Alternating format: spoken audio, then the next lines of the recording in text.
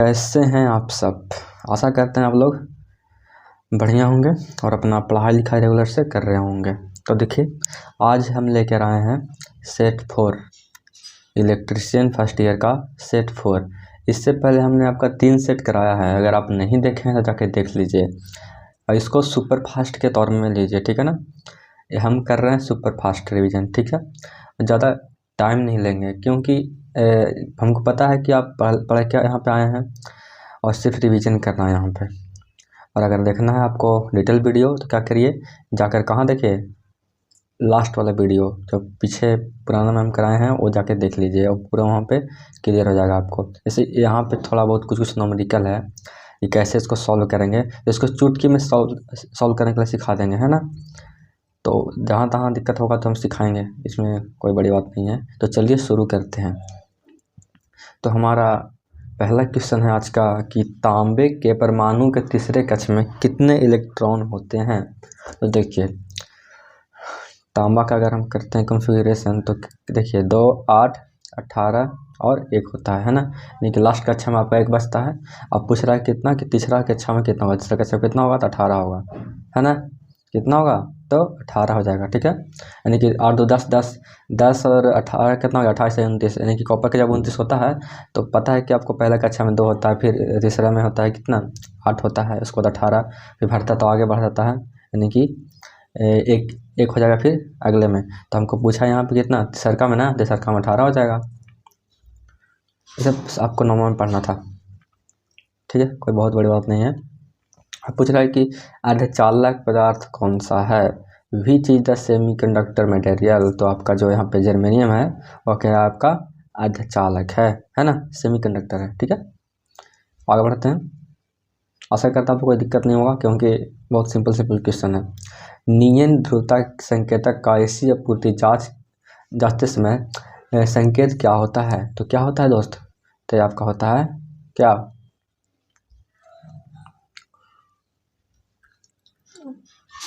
तो यहाँ पे जो होता है आपका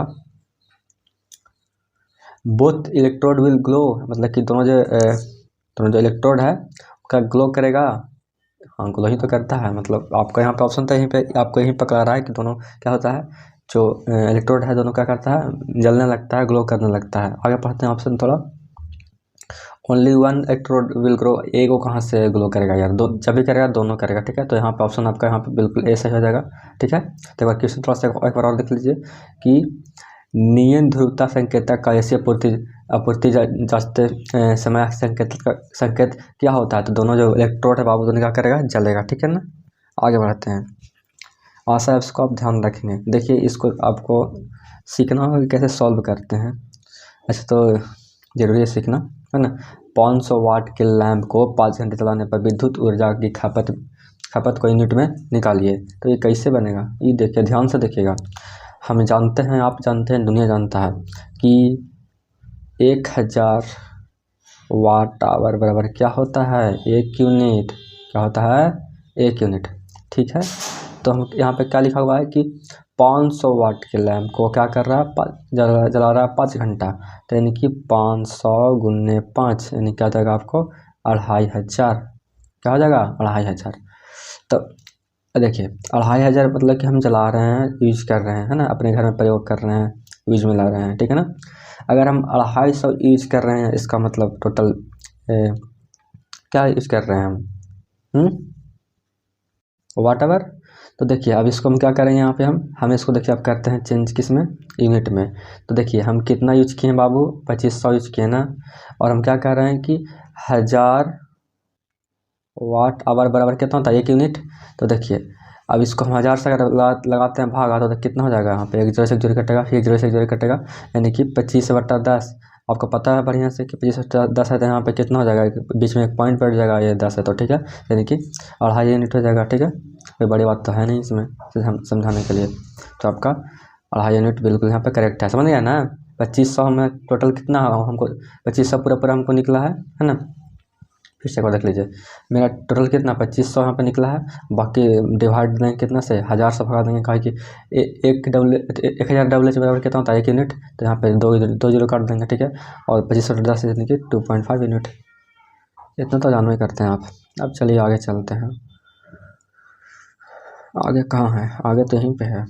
तो आगे क्या है कि 100 वाट 250 वोल्ट के रेटेड बल्ब से गैर प्रतिरोध का मान क्या होगा। तो इसको भी सॉल्व करके दिखा देते हैं।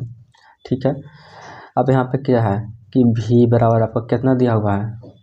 एक सेकंड, पेन कहाँ गया, एक मिनट।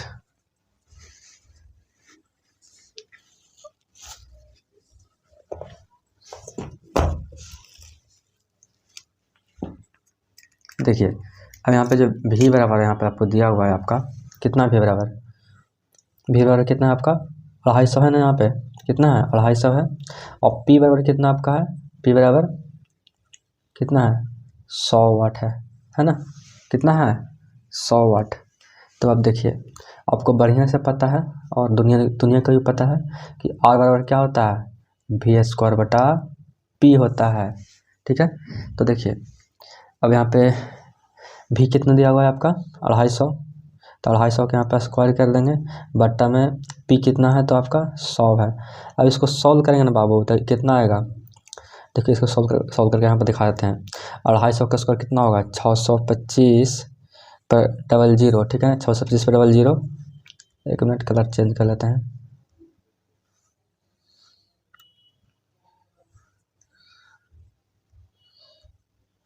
625 पर 00 बट्टा नीचे क्या था 100 ना, तो यहाँ पे 100 हो जाएगा। तो अगर काटेंगे तो आपका 625 ओम आ जाएगा। ठीक है ना, यानी कि आपका यहाँ पे डी बिल्कुल हो जाएगा करेक्ट। आशा आप समझ गए होंगे। ठीक है, अब चलते हैं 6 की ओर। अब क्या है 6 में कि which law states that in closed electric circuit the applied voltage is equal to sum of the voltage drop। कौन सा नियम कहता है कि बंद विद्युत परिपथ में लगाया गया वोल्टेज पात के योग के बराबर होता है। तो कौन ऐसा कहता है बताइए सर। तो ये कहता है आपका ओम का नियम, या फिर प्रतिरोध के नियम, या फिर किरचॉफ्स लॉ का पहला नियम, या फिर किरचॉफ्स सेकंड लॉ। तो आपको कौन कहता है, तो आपको कहता है क्या, कौन कहता है। बिल्कुल सही है यहाँ पे ऑप्शन नंबर डी है ना, किरचॉफ्स सेकंड लॉ। ठीक है, आगे बढ़ते हैं। आगे क्या है कि इसको तो फिर आप सॉल्व करने लगे, बहुत सिंपल है। 200 वाट है ना, और 240 वोल्ट के दो लैंप 240 वोल्ट आपूर्ति के श्रेणी में जुड़े हुए हैं। ठीक है ना, कुल शक्ति ज्ञात कीजिए। तो इसको सॉल्व करिएगा तो आपका आंसर बहुत आराम से आ जाएगा। इसको हम आंसर डालते हैं, बाकी आप सॉल्व कर लीजिएगा। ठीक है ना, तो बहुत ज़्यादा लेट होगा, फिर वीडियो लंबा बन जाएगा। तो आपका यहाँ पे 100 वाट बिल्कुल यहाँ पर आ जाएगा करेक्ट। ठीक है, बहुत बड़ा अति नहीं है, पहाड़ नहीं है, श्रेणी में जोड़ना है तो जोड़ दीजिएगा। आगे देखिए, ये 3 प्रतिरोध R1 R2 और R3 है ना। यहाँ पे समांतर परिपथ में जुड़े हैं, तो कुल प्रतिरोध ज्ञात कीजिए। तो कैसे निकल जाएगा ये वाला, देखिए यहाँ पे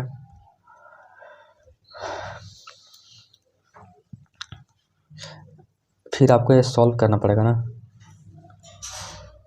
एक काम करेगा कि इसको आप सॉल्व कर लीजिएगा। ठीक है ना, इसको भी सॉल्व कर लीजिएगा, कोई बड़ी बात नहीं है, सॉल्व करने इसको कर लीजिएगा। ठीक है, इसका ऑप्शन यहाँ पे बिल्कुल डी है।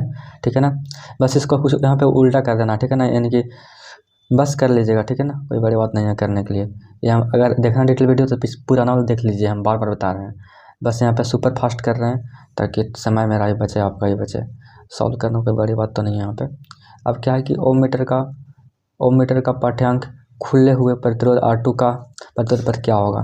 तो देखिए यहाँ पे इस फिगर को ध्यान रखिएगा, और फिगर के साथ क्या करेगा ऑप्शन को ध्यान रखिएगा। ठीक है ना, ज़्यादा कुछ यहाँ पे खास नहीं है। और आपका जो ऑप्शन वगैरह है कुछ चेंज नहीं करता ना, क्वेश्चन चेंज करेगा, जो आपका रहेगा यही रहेगा। ठीक है ना, यहाँ पे स्विच लगा हुआ है यहाँ पे है ना, यहाँ पे R2 R1 लगा हुआ है, मीटर लगा हुआ है। ठीक है, तो जो पूछा है बता दीजिए कि R2 पर प्रतिरोध क्या होगा। तो देखिए यहाँ पे R2 पर प्रतिरोध क्या होगा दोस्त, तो आपका हो जाएगा, अरे पेंसिल क्यों नहीं काम कर रहा है, ये हो जाएगा आपका अनंत पाठ्यक्रम पर है ना, पाठ्यांक पर संकेत करेगा। ठीक है ना, एक बार फिर से देखते हैं क्वेश्चन में क्या है कि ओम मीटर का पाठ्यांक खुले हुए R2 प्रतिरोध पर क्या होगा। खुले हुए R2 कहाँ पे है, तो देखिए यहाँ पे पूछ रहा है आपका। ठीक है ना, कहाँ पे पूछ रहा है, यहाँ पे R1 आपका हो गया, ये आपका हो गया R2, फिर उन्हें दिख रहा से यहाँ पे R3 है, ठीक है ना। तो यहाँ पे पूछ रहा है आपका, तो आपका यहाँ पे क्या हो जाएगा आपका, ये आपका हो जाएगा अनंत पाठ्यांक पाठ्यांक पर संकेत, ठीक है। आगे चलते हैं 10 में। आशा आप बहुत सही समझ रहे होंगे, ठीक है ना। सुपर फास्ट का मतलब होता है सुपर फास्टर। किसी चालक के प्रतिरोध में क्या परिवर्तन होगा यदि उसके व्यास को दोगुना कर दिया जाए, ठीक है।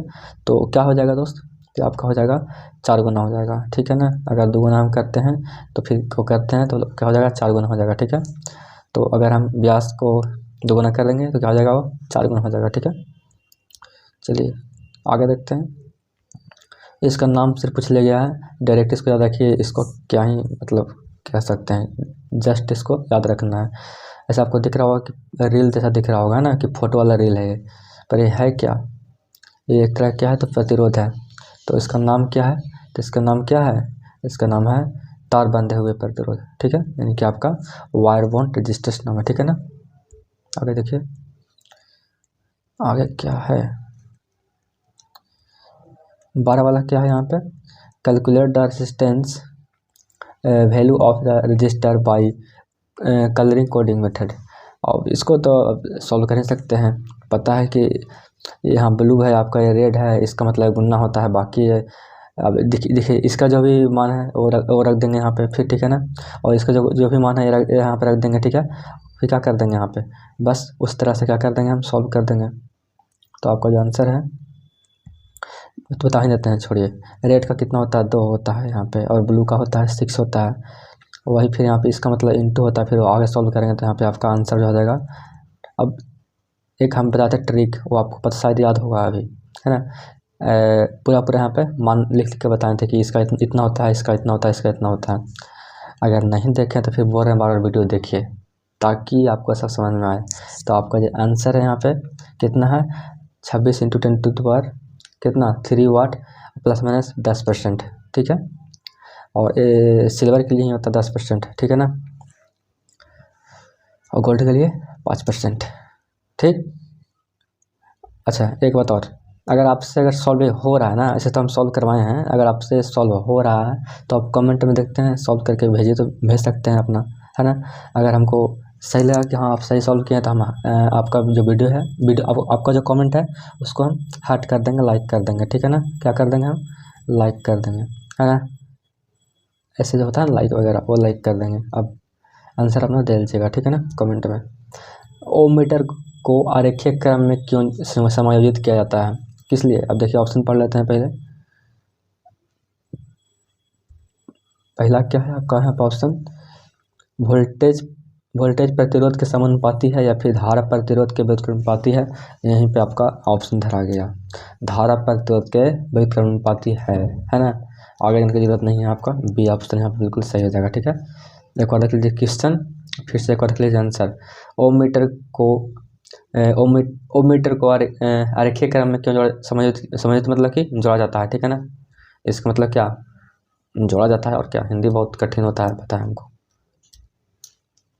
है ना। तो इसका मतलब होता है जोड़ना, ठीक है। तो चलिए आगे बढ़ते हैं। अब देखिए बाबू, इसको आपको सॉल्व करना है। व्हीटस्टोन ब्रिज की संतुलन की अवस्था में अज्ञात प्रतिरोध RDC का मान ज्ञात कीजिए, जबकि PAB = 500 ओम, और वहीं पे QVC बराबर कितना यहाँ पे है, कितना है 300 ओम, और ऐसे बराबर 15 ओम। इसको सॉल्व करेंगे आप, देखिए हम इस यहाँ पे सॉल्व नहीं करा रहे हैं, किस लिए, क्योंकि मेरा समय बचे। और जो आपका एग्जाम है ना, बिल्कुल जो भी ऑप्शन है जैसे जैसे दिया उसे उठा के दे देगा, तो इसको रट लीजिए डायरेक्ट अभी, ठीक है। तो 14 वाला के आंसर यहाँ पे कितना हो जाएगा आपका, हो जाएगा आपका 9 ओम। सॉल्व करेंगे तो आपका 9 ओम आ जाएगा, ठीक है। हम बार बार बता रहे हैं कि सॉल्व करा सकते हैं, पर यहाँ पे सुपर फास्ट हमको करना है, तो बहुत वीडियो लंबा हो जाएगा। किस पदार्थ में ऋणात्मक तापमान गुणांक का गुण होता है, तो आपका किस में होता है, तो आपका होता है किसमें, मैंगानीज में, ठीक है ना। आप सोच रहे हैं कि हम शुरू क्या पढ़ा थे इसको, हम एक बार हम शुरू जब हम तैयारी कर रहे थे तो इसको हम डायरेक्ट क्या पढ़ लिए थे, मैग्नीज पढ़ लिए थे, है ना। और सॉरी भाई, हमें ये मैंगानीज नहीं होगा, आवर्क होगा, सॉरी किसी पदार्थ में ऋणात्मक तापमान गुणांक होता है, आवर्क में होता है, आवर्क जानते हैं ना वो, आवर्तक, आवर्तक आपको पता होगा जो चमकता है वो है। तो उसमें होता है क्या कि जो तापमान का गुणांक होता है वो होता है ऋणात्मक, ठीक है। और इसको तो मिस्टेक से बोल दिए, हम बता रहे थे अपना वो याद आ गया था कि इसको हम मैग्नीज पढ़ते शुरू है ना। अब देखिए 16 वाला कि ओम के नियम से संबंधित विद्युत राशियाँ कौन सी है। तो देखिए, तो इसका जो ऑप्शन है इसको पढ़ लेते हैं। धारा, प्रतिरोध एवं शक्ति, या फिर धारा, वोल्टेज और प्रतिरोधकता। नहीं ये नहीं ये है। आगे पढ़ते हैं। धारा, वोल्टेज और प्रतिरोध बिल्कुल यहाँ पे सही है ना। यानी कि आपका सी बिल्कुल यहाँ पे करेक्ट है। ध्यान रखेंगे कि ओम के नियम के संबंधित विद्युत राशियाँ कौन कौन है। तो आपका धारा, वोल्टेज और प्रतिरोध है ना, होता है ना जी। हाँ चलिए आगे चलते हैं। 20 वाला देखिए। अब क्या है कि सर्किट ब्रेकरों में आर्क समान सुरक्षा के लिए किस प्रकार के प्रतिरोध का उपयोग किया जाता है। तो बैरिस्टर या फिर एक मिनट, हाँ, सेंसिस्टर या फिर थर्मिस्टर या फिर लाइक डिपेंडेंट रजिस्टर। तो किसका यूज किया जाता है दोस्त, बताइएगा किसका, बताइए जरा। तो ये क्या जाता है आपका बैरिस्टर का, है ना। यानी कि आपका यहाँ पे बिल्कुल एक करेक्ट है। ठीक, आगे अब देखिए फिर से यहाँ पे आ गया आपका कलर कोडिंग वाला बाबू। तो इसको बना लीजिएगा, ठीक है ना। ये आपका 2 पर हो गया, या आपका 5 पर हो गया। इसी तरह से करके सॉल्व करेंगे तो ऑप्शन यहाँ पे पकड़ा जा रहा है ना। तो आपका सी हो जाएगा, ठीक है। आगे क्या है कि व्हीटस्टोन ब्रिज के संतुलित की अवस्था में आघात प्रतिरोध RDC का मान ज्ञात कीजिए। जबकि PAV बराबर 400 ओम और QVC बराबर कितना है 200, और वही यहाँ पे 12 ओम है। तो बस एक क्वेश्चन रटा आता है ना। तो इसका जो अब सॉल्व करेंगे तो आंसर कितना इसका आ जाएगा हम बता देते हैं। और इसका आपका आ जाएगा 6 ओम आ जाएगा, ठीक है ना। कितना आएगा 6 ओम आ जाएगा, ठीक। आगे चलते हैं। 23 वाला देखिए। वोल्ट मीटर भी का पाठ्यांक बताना है यहाँ पे। तो कितना हो जाएगा बताइएगा। तो आपका हो जाएगा 18 ओम, ठीक है। ध्यान रखेंगे इसको, डायरेक्ट आंसर, ठीक। क्योंकि हम बता रहे हैं बार बार कि चेंज नहीं करता है ये लास्ट समय में। सब ITI में नया नया क्वेश्चन नहीं कभी ऐड नहीं करता है। बिहार पुलिस नहीं है या फिर SSC का एग्जाम नहीं है कि बार बार चेंज करता रहेगा, ऐसा कुछ नहीं है। अब देखिए which is application of series circuit, श्रेणी परिपथ का उपयोग पूछा गया यहाँ पे। तो आपका क्या हो जाएगा यहाँ पे। तो आपका हो जाएगा ये वोल्टमीटर में संयोजन, घरों पर प्रकाशीय प्रतिरोध, या मीटर में शंट का प्रतिरोध, या फिर 24 आगे देखिए वोल्टमीटर का मल्टीप्लायर प्रतिरोध। यहीं पे तो ऑप्शन पर आ गया जी, मल्टीप्लायर रजिस्टर ऑफ वोल्टमीटर। यानी कि आपका यहाँ पे डी हो जाएगा, ठीक है।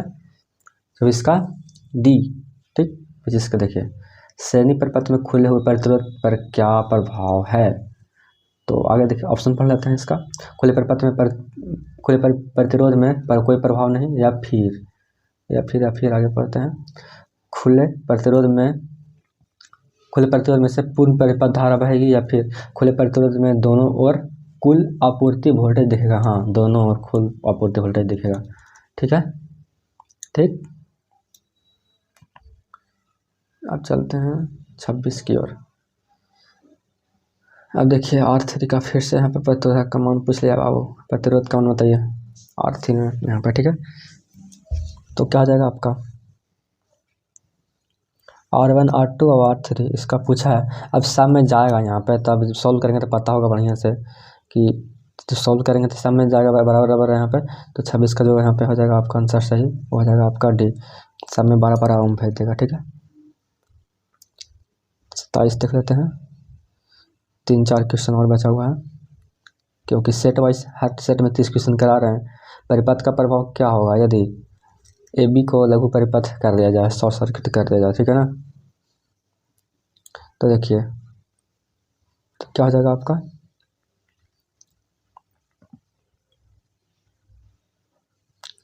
सभी शाखाओं में समान धारा बहेगी, या फिर प्रत्येक शाखा में आपूर्ति वोल्टेज रहेगा, या फिर कुल परिपथ धारा प्रत्येक शाखा धारा के समान होगी, या फिर क्या प्रत्येक धारा शाखा प्रत्येक वोल्टेज रहेगा, या फिर शाखाओं में समान धारा बहेगी सभी में, मतलब। तो क्या हो जाएगा आपका यहाँ पे ऑप्शन जो करेक्ट होगा। और ऊपर में क्या लिखा हुआ है परिपथ प्रतिरोध शून्य हो जाएगा, नहीं सुने तो नहीं होना चाहिए, सुने तो नहीं होना चाहिए। फिगर तो इतना बेहतर है ना, क्या ही बताएं हम। आशा है आप मेरा जो अभी हम बताएं, अभी बोले हैं वो समझ में आ गया होगा। अभी अभी इंडिकेट किए थे ना कि सुने नहीं होना चाहिए यानी कि आपका यहाँ पे ऑप्शन ए बिल्कुल करेक्ट है, ठीक है। आपको सोच रहे थे हटाने के लिए दिमाग से, ताकि देखते हैं कि आप कर पाते हैं कि नहीं, इसलिए हम जानबूझ के ये ऑप्शन लास्ट में पढ़े, ठीक है। तो आपका जो अगर शॉर्ट करेंगे तो क्या हो जाएगा दोस्त, तो क्या हो जाएगा, अगर ए बी को हम 100 के यहाँ पे कर देंगे तो क्या हो जाएगा आपका परिपथ पर जरूरत कितना हो जाएगा, 0 हो जाएगा, 0 हो जाएगा, ठीक है।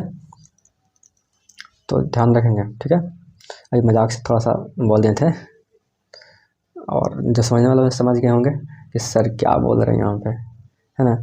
यदि तापमान में वृद्धि के साथ इसका प्रतिरोधमान बढ़ता है तो प्रतिरोध का नाम पूछा गया यहाँ पे, तो क्या हो जाएगा, तो आपका हो जाएगा सेंसिस्टर, है ना, क्या हो जाएगा, सेंसिस्टर हो जाएगा, ठीक है। चलते हैं 29 में। अब क्वेश्चन खत्म है। 29 में क्या है कि विद्युत मात्रा का सूत्र पूछा गया यहाँ पे। ओह इतना भारी क्वेश्चन। अब जानता है बच्चा कि करंट इनटू टाइम होता है ना, तो कौन सी बड़ी बात है यहाँ पे, क्या होता है, करंट इनटू टाइम, ठीक है। अब देखिए 30 वाला कह रहा है कि चालकता की इकाई पूछा गया है। आय हाय हाय, कितना सिंपल क्वेश्चन है, कौन नहीं जानता है एमएचओ, है ना, हाँ ठीक है। अब देखिए एक लास्ट क्वेश्चन है जो कि आपके लिए छोड़ेंगे, आपको देना है आंसर कमेंट बॉक्स में। कह रहा है ओम प्रति डिग्री सेंटीग्रेड में प्रतिरोध के परिवर्तन को कौन सा परिभाषित करता है, कौन सा बताइएगा, तापमान प्रभाव, तापमान के नियम, या फिर तापमान का नियंत्रक, है ना, नियंत्रक नहीं नियतांक, या फिर तापमान गुणांक। तो परिभाषित कौन करता है, 31 का आंसर देखिए 31 है, इसका आंसर आपको देना है, कहाँ देना है, प्यारा कमेंट बॉक्स में, ठीक है ना, हम इंतज़ार करेंगे, ठीक है। तो इसका जो आंसर आपको देना है कमेंट बॉक्स में देना है, ठीक है। तो मिलते हैं अगले वीडियो में। अगर ये वीडियो पसंद आए तो लाइक कर दीजिएगा इसको, और सब्सक्राइब कर लीजिएगा, और एक प्यार से कमेंट कर दीजिएगा, ठीक है, सेट 5 के लिए, ठीक है। इसके बाद 2-3 मॉक टेस्ट कराएंगे फिर ख़त्म, है ना, 5 सेट कराएंगे, 2-3 मॉक टेस्ट कराएंगे फिर आपका ख़त्म। और क्या कर लेंगे, इसको हम डाल देंगे एक प्ले लिस्ट में, इसका स्पेशल एक प्ले लिस्ट रहेगा, एक रहेगा प्ले लिस्ट, उसमें सारा वीडियो यहाँ पर मिल जाएगा आपको, ठीक है ना। तो ठीक है, मिलते हैं अगले वीडियो में, तक के लिए जय हिंद, और अपना ख्याल रखिए और पढ़ते रहिए।